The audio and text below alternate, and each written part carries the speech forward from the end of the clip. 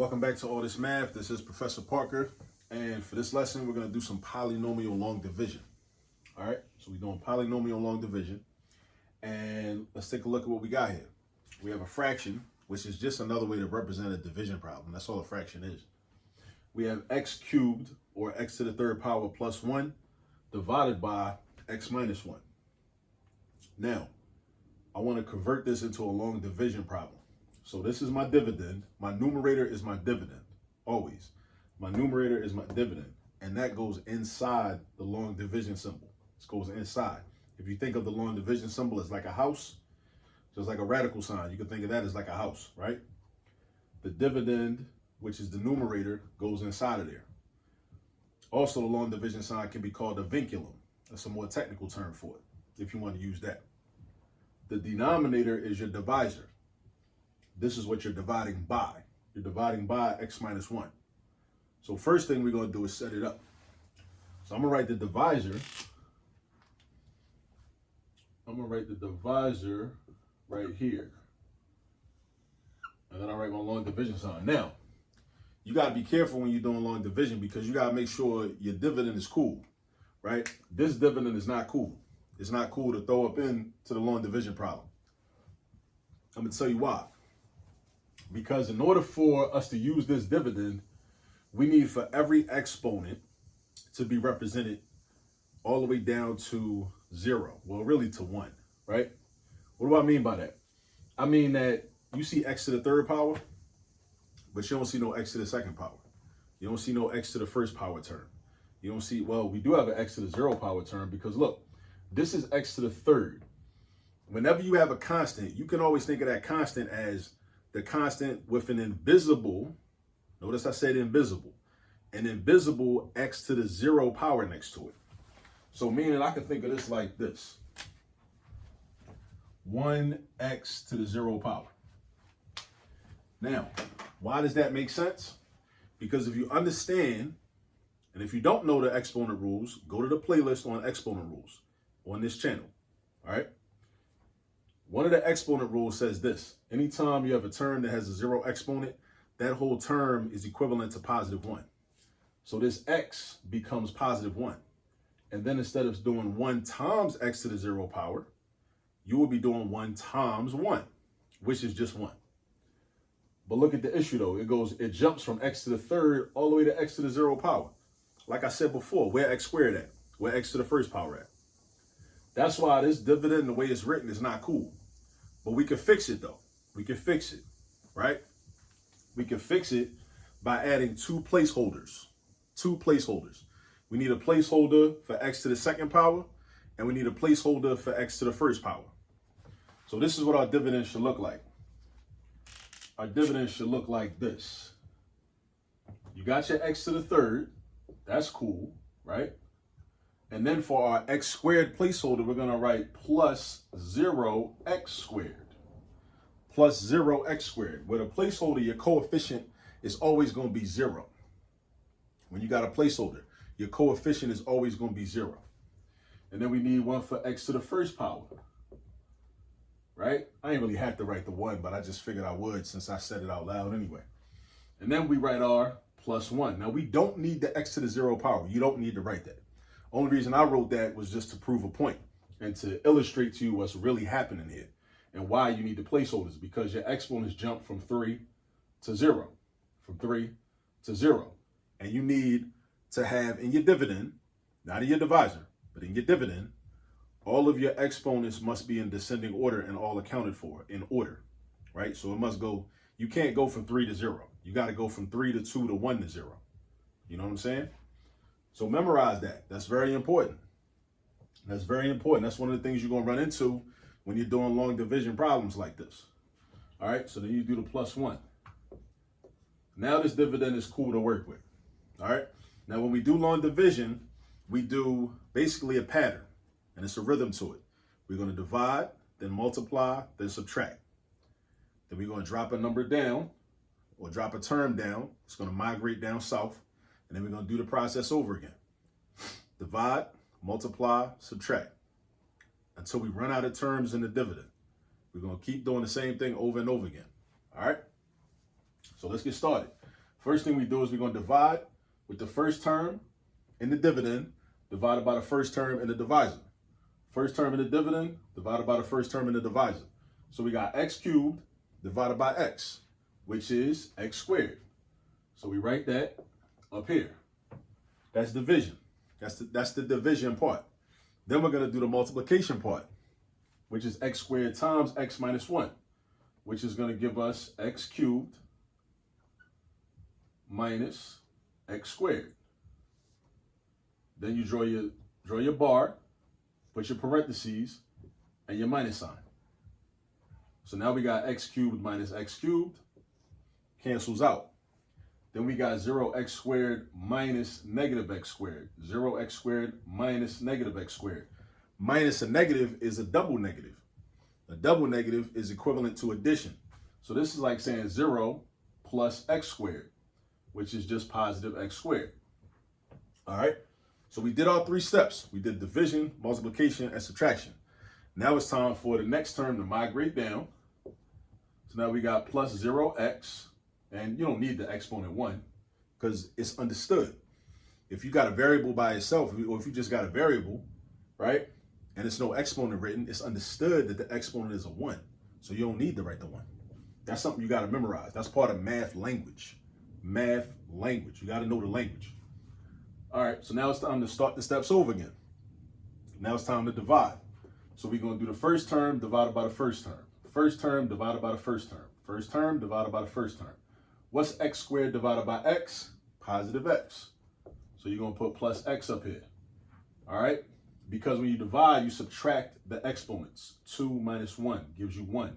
X to the first power. Now, time to multiply. X times x, x squared. X times negative 1, negative x. Draw your bar, parentheses, minus sign. Respect this minus sign. Make sure you respect that minus sign. So now I got x squared minus x squared. They cancel out. Then I got 0x minus negative x. So this is like saying 0, because 0 times anything is just 0. So this is like 0 minus negative, 0 plus x, because a double negative becomes addition. So 0 plus x is just x. All right? Now, just like this 0x migrated down south, now this 1 is going to migrate down south. Now we got x plus 1. Now we about to do the 3 steps over again. Divide, multiply, subtract. Divide, multiply, subtract. So I got x divided by x, which is positive 1. That's my division. Now it's time to multiply. I got 1 times x, which is x. And I got 1 times negative 1, which is negative 1. Draw your bar, parentheses, and your minus sign. All right, now x minus x cancels out and becomes 0. 1 minus negative 1. 1 minus negative 1, right? That's a double negative. A double negative is the same thing as addition. Again, you got to know the math language. Whenever you see a double negative, know that's the same thing as doing addition. You got to know that, and the best way to know it is through practice. A lot of people aren't that good at math because they don't practice. You can't just show up to class and just think you're going to get it. You got to go home and practice, and you got to practice every day. It ain't hard, you know, it's like, but the issue is implementation. It's not hard to do math, but you got to actually do it. A lot of people think they just want to show up in class and then just understand it and then not do no homework, not practice. That ain't how it works. And then we think, oh, math's so hard, math's so hard. Nah, it ain't that hard. You just ain't practicing. That's a lot of people's problem. Now, some people got different problems with math, but a lot of people, their problem is lack of work ethic and laziness. So do yourself a favor, develop your work ethic and practice on a daily basis. If you really want to get good at it. If you don't want to get good at it, then you might as well just keep chilling. But anyway, 1 minus negative 1, that's a double negative. Again, math language. Double negative means addition. So 1 plus 1 is going to be 2. So we got a remainder in this problem. In this problem, we got a remainder. Now, this is what I'm going to do, because I'm curious about this. I want to make sure my answer is right. So what I'm going to do is I'm going to multiply my divisor by my quotient. Oh, and watch this. Hold. If my remainder is 2, One way to write my answer is write R2, which means remainder of 2, right? Or I could have wrote plus 2 divided by x minus 1, plus 2 divided by x minus 1, plus this up here, plus 2 divided by x minus 1 as a fraction. Kind of like just like a mixed number. When you divide an improper fraction and you get a mixed number, same thing, right? But watch what I do though. I'm about to multiply this because I want to make sure this is right. So when I multiply this divisor by the quotient part of this, right? Whatever product I get, I should be able to add 2 to it, and then it should equal the original dividend. Well, actually, this original dividend up here. Let's make sure that happens. So watch this, right? Put my check mark so you know I'm checking my work. I'm doing x minus 1, that's my divisor. I'm multiplying that by my quotient part, not the remainder 2 part, my quotient part, which is x squared plus x plus 1. And that's going to give me, what's x times x to the second? X to the third. What's x times x? X squared. What's x times 1? Positive x. Now I just multiplied x by everything, and I got these 3 terms. All right. Now I'm going to do the same thing with the negative 1. Multiply negative 1 by everything. Negative 1 times x squared minus x squared. Negative 1 times x minus x. Negative 1 times 1 minus 1. Now it's time to clean this up. You know what I'm saying? It's time to clean this up. Like, you know, you get your hair cut, you get the shape up at the end, get your line up. So you clean everything up, make it look nice and neat, right? X cubed don't match up with nothing. So we leave that alone. The x squared and the negative x squared match up. And look, lo and behold, they're exact opposites. They're exact opposites. So they're going to cancel out and be gone. Same thing with the x and the negative x. They're exact opposites. So they're going to cancel out and be gone. Only thing you left with is x cubed minus 1. Now, what was my original dividend? My original dividend was x cubed plus 1. So if you multiply this out, you might think, oh, snap, I did something wrong. No, but you didn't do nothing wrong, because watch this. What's going to happen when you include the remainder 2? The remainder 2, or the remainder 2. What's going to happen? That's a positive 2, right? So I should be able to add that 2 here. And then what's negative 1 plus 2? Negative 1 plus 2 is positive 1. So when you include the remainder, you get x cubed plus 1, which was the original dividend, or the original numerator. So that's proof that this is a correct answer. X squared plus x plus 1, remainder 2. Or I can say x squared plus x plus 1 plus 2 divided by, because remember, you divide the remainder by the divisor. Remainder over the divisor. Remainder over the divisor. All right? That's another way to write the answer. So you can either just straight say, oh, the remainder is 2, or you can set it up like a mixed number with the quotient, x squared plus x plus 1, plus, because 2 is positive, 2 over whatever the divisor is.